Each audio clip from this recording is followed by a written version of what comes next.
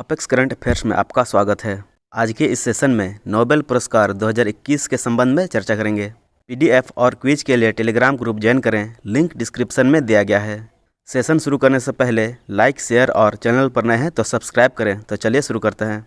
Nobel पुरस्कार जो है नोबेल फाउंडेशन के द्वारा स्वीडन के वैज्ञानिक अल्फ्रेड नोबेल की याद में दिया जाता है। इस पुरस्कार को वर्ष 1901 में शुरू किया गया था। नोबेल पुरस्कार अर्थशास्त्र, भौतिकी, रसायन, चिकित्सा विज्ञान, शांति और साहित्य के क्षेत्र में दिया जाने वाला विश्व का सर्वोच्च पुरस्कार है। आप याद रखेंगे कि इन पुरस्कारों में शांति का नोबेल पुरस्कार नॉर्वे की संसद द्वारा चुनी गई समिति देती है, जबकि अन्य नोबेल पुरस्कारों को स्वीडन के स्वीडिश एकेडमी द्वारा दिया जाता है। इस पुरस्कार के रूप में प्रशस्ति पत्र के साथ $10 लाख की राशि प्रदान की जाती है।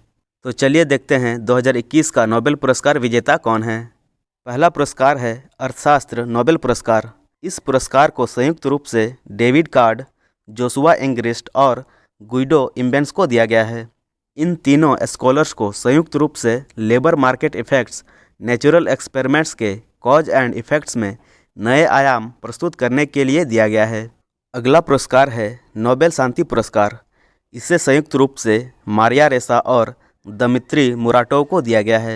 इन दोनों को लोकतंत्र और अस्थायी शांति के लिए एक पूर्व शर्त के तौर पर अभिव्यक्ति की स्वतंत्रता की रक्षा के लिए इनके द्वारा किए गए प्रयासों के लिए दिया गया है।